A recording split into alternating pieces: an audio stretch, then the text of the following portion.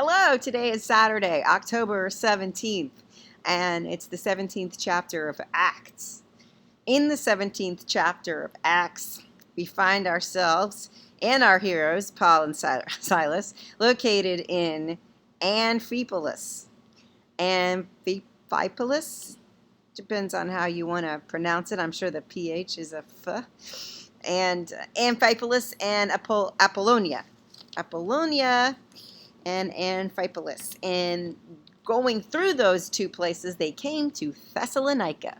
And the reason why I know how to pronounce that is because Paul wrote 2 letters to the church at Thessalonica, and it's called Thessalonians.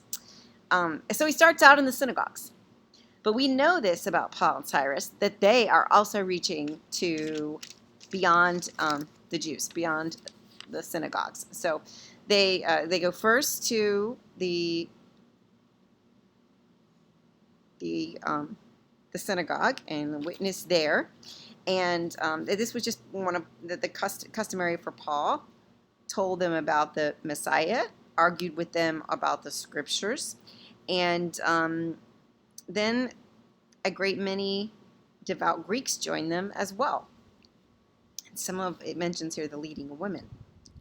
But again, just like what had happened to them in other towns, the Jews became jealous. The people in authorities, not the converts or anybody else, but the ones who they're going to lose their numbers, and so they hired some ruffians. It says in my translation, hired some ruffians, and as Jason was the one who was housing Paul and Silas, Jason being, I assume, one of the Greek believers, he was the one who was attacked and dragged out into the street by nightfall. No. Nightfall was when Paul and Silas were secreted and whisked out of the city to keep them safe. Jason took the brunt of it for them. And they went on to Beroia,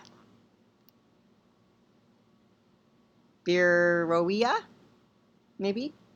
So they went off to there. And again, they are trying to witness. And again, they are driven out because the leaders who had been fighting with them in Thessalonica followed them. This is a pattern to Beroia and helped the people against them in Beroia be against them there as well. So what happens at this point is Paul goes on alone on his own to Athens. And then Silas and Timothy's with them, apparently. We don't hear about Timothy until now, but Silas and Timothy they remain there. And then the last thing Paul says to the people that delivered him to Athens is, please, bring Timothy and Silas to join me soon. So Paul ups his game from what he was doing in the synagogues. He has to now converse and enter into discourse with the Greek philosophers. And so he is in the marketplace having arguments with Stoics and Epicureans. And as a student of philosophy, Stoics had one way of viewing the whole world and everything in it. And Epicureans had another way of viewing the world and everything in it. And so they're arguing with Paul in the marketplace, and this is what they like to do. That's what the Bible actually explains. This is the kind of thing they like to do. So everyone though in the area wanted to hear Paul because it's like a pastime, And so he stands up in the he either addresses the Areopagus,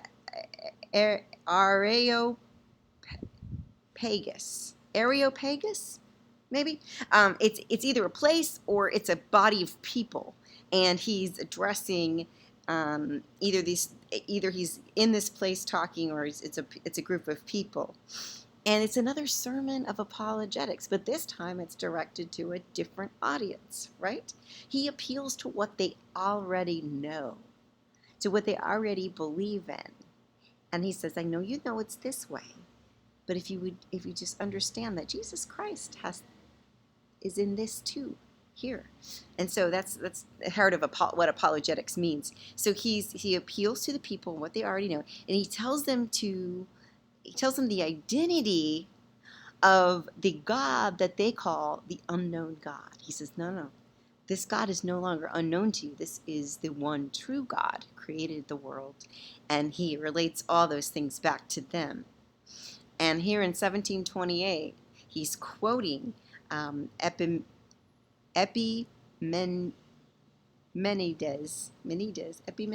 maybe? And he's quoting him and says, "For in him we live and move and have our being." This is this Most High God, the unknown God. You thought he was unknown, but I'm going to tell you who he is. And in him we live and move and have our being.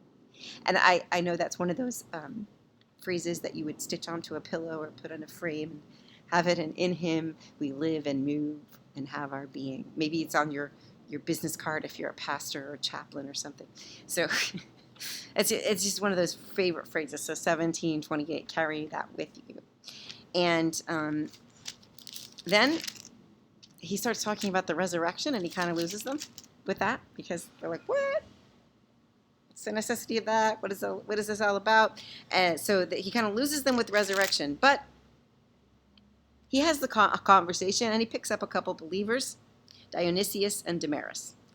And then they mentioned others that are unnamed. So he does pick up a few believers in Athens, and that's where they leave us. At that point, he left them in Athens, but he picked up the couple of guys, or Damaris being a girl, he took them with him. So, and in chapter 18, we see where Paul goes next. So I hope you have a good day. Carry with you the message in your heart that in him, in Christ, you live and move and have your being, and in really nothing else. So try to push those other thoughts away. Have a great day.